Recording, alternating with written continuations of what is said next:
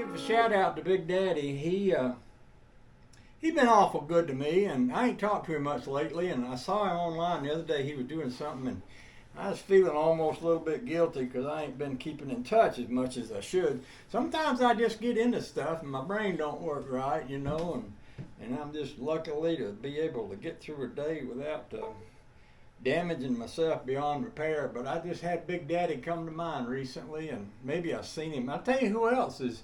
I've been thinking about it. Old Roosty. What's his Roosty? Roosty 57 or Roosty whatever it is. He lives up in Canada, which is the place that our president is saying is going to be our next state. Which, if you live up in Canada, you probably ain't believing that crap. But there's some people that believe it. And hey, I don't want to say anything negative about our president believing he's going to take over Canada, because all of y'all love him so much, it don't matter what he says, what he does, you're going to love him anyway. So we won't talk about that, okay? Okay. We will understand it better and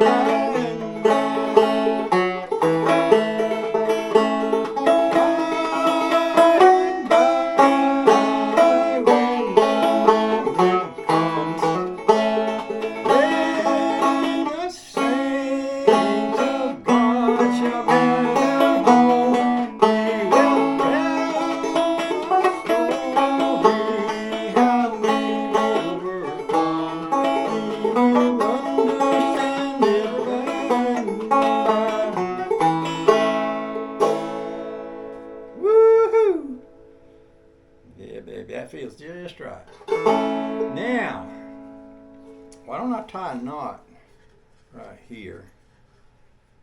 I'll untie that from around my leg.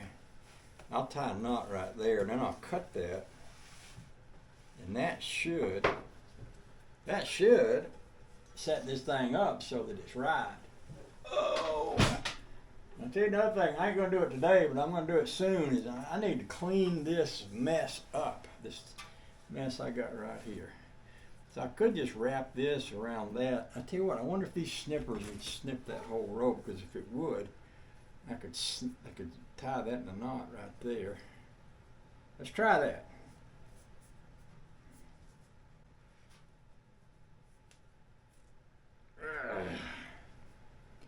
If I could reach my little saw that I was using a while ago, I could saw that rope into right there. So anyway, Big Daddy, I love you. Even though I ain't done a really good job of being enough of a friend to keep up with you real good like I should, that don't mean I love you any less, buddy. I just want to say that. Let's see now. That's pretty clever right there, using a coping saw to cut rope with.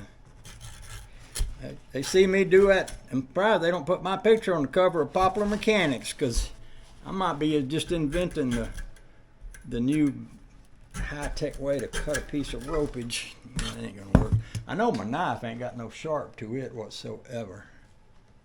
I mean, it is beyond wicked dull. I might have one of them little. Yeah, there's one right there. One of them little Sharpie knives. Them things will cut just about everything if they're good and sharp. And this one might just be. Let's try that. I ain't got a whole lot of knife sticking out there, but there you go. Try that. I'll tell you another thing I might start doing, playing my harmonica a little bit more. I like to play it. I was watching some people playing Irish music the other day. I love Irish music. I never learned to play it. Irish music is different than regular music. It plays different. But I've seen a couple of guys playing the harmonica along with some Irish music, and I thought, whoa, I want to get my harmonica out and see if I can play some of that Irish music like you're doing. That would be so cool. Man, you're putting up a fight, ain't you? You keep fighting me like that, and I'm going to wind up cutting myself. I'm just saying. Well, if I was to run up on a man hanging from a tree and I was trying to cut the rope before he died, I would not succeed at the rate I'm going. He would just have to croak over. I just have to apologize to him for not carrying a sharper knife. There. Take that. All right. Let's get back to where we was. I think this rope, if I do this and that, if I do this and that, if I put this around this and I put that through there, oh, I should have left me a little more ropage to tie with. See, old Cutworm, if Cutworm had been watching me closer, he'd have yelled at me and got me to stop that before I made such a big mess out of it. I'm sorry, Cutworm. I meant to pay more attention to you too, but dang it, I got to talking about one thing or another and lost my train of thought. And you know how that is. And then there's Waylon Wire. I don't know if y'all been out to Waylon Wire's house lately or not, but man, he's got that big old 2-engine truck, and he's just into all kind of mischief on that thing, and he's happy. I don't know what he's smoking, but he's messing around with that old truck and just happy as can be. Bless his heart. Sometimes I wonder if he ain't got the brain worms or something like them mooses up in Maine, because they're pretty happy too, even when they're walking out in the ocean and drowning themselves. And you know, Waylon Wire and that truck, man, they up there doing their thing. Ooh-ah. Ooh-ah.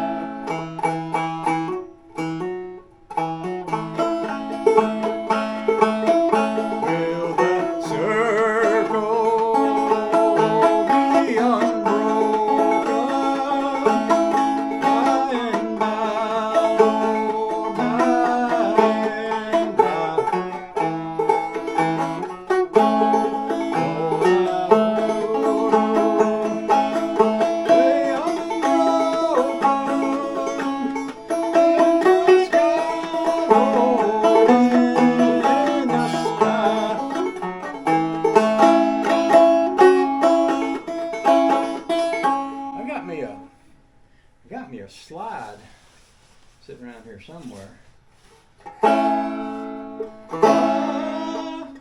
See, that knot is in the way. I wish I hadn't put it right where I did. I wish I'd have put it around. Maybe I could snug that up a little bit more and get it. See, it's in the way of my hand right there.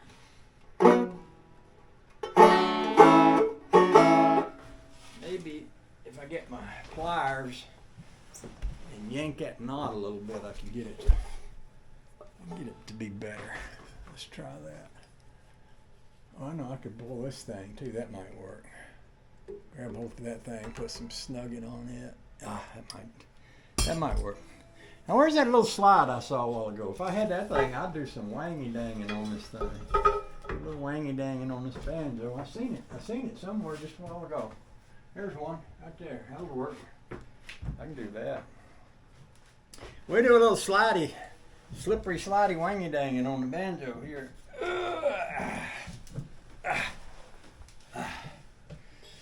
And y'all keep in mind now, I'm playing this on a 47 Ford hubcap with a tone ring out of a 53 Cadillac Dynaflow transmission. And before you tell me that they didn't put Dynaflow transmissions in the Cadillac in 53, you need to know that I know what I'm talking about, and they actually did, because the hydromatic transmission burned down in the later part of the year in 53. And if it wasn't for that, they would have put those hydromatics in there, but they put Dynaflows in them just for about half a year there. Oops, that thing ain't tight enough. That ain't tight enough, but there's some more. I bet, I hate to open my door. I had a hard time getting it closed a while ago. I need to work on that. I'll just... There is a song I love to hear, I love to sing. It's worth it, sounds like music in my ear, the sweetest song on earth. Oh, I love Jesus. Oh, I love Jesus. Oh, I love Jesus, because he first loved me. You know that song, one part of that song I don't particularly like, and it's the part where it says I love Jesus because he first loved me. Because even though technically I suppose that's true, I like to think that I loved Jesus before I realized he loved me. Because see, way back when I was just a little bitty kid, I had a vision of life in the world, and I felt like I knew how things was going to go. And I used to lay in bed at night and look out into the void of emptiness that was everything I knew about the world. I mean, it was like being in a big dark place. And I'd be in that dark place as a little tiny being, and I would sense that God was out there in all of that.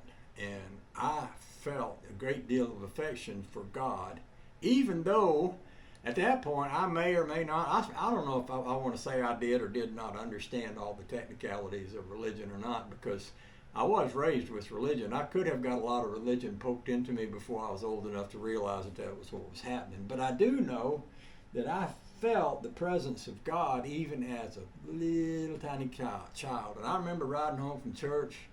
We had a 63 Pontiac Catalina. It was red. It had that little steering wheel that looked like it was made out of red glass. And beautiful dash. Those were beautiful cars. And I remember I'd roll the window down, stick my head out the window, and we'd start down that dirt road going down toward the house. And I'd look up into the skies with all them little shiny cars, and I'd just feel like I was looking at God, and I'd feel like God was looking back at me. That's how I grew up. That's what I grew up on. And I'm looking up there right now, and I'm seeing a banjo neck. That's not a bad-looking banjo neck. I wonder if it's warped, because if it's not, I could put that on something. See where my mind goes? It's just like an unguided missile. So what I might want to do is move this, but if I move it too much, but if I put it up between these two hickeys, it would get it out of my way. But then that's going to take out. That might be still okay. I got another one here. I could take this one. I could take this one, and I could take this pair of pliers right here, and I could snip that one off. Sorry about that. Sorry. I could snip that one off. Pull this one out, and then I could take this one. And I could run it across up here underneath those strings right there, see? Run that across there underneath those strings, and then come back around with it. Anthony, you watching me there? I know you keep a close eye on me to make sure I don't mess up. I'm just saying, don't stop watching, because you never know. You never know when I'm going to mess something up. I might have just done it. I might have just made that rope too short. But the good thing about it is, if I did, I still got plenty of rope. I can pull up another one. By golly. By golly. Yeah, we'll put that right up there. Then we'll put this back into that. Like that.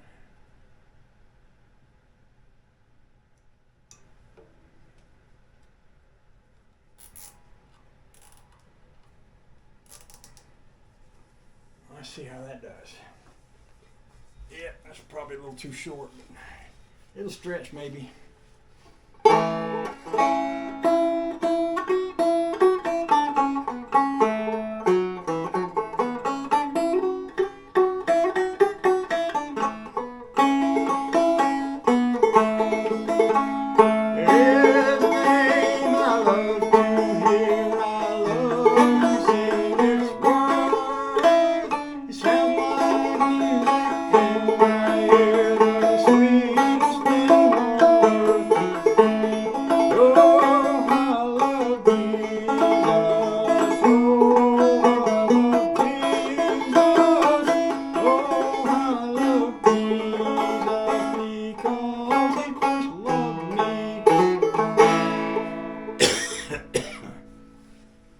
I wonder what time it is.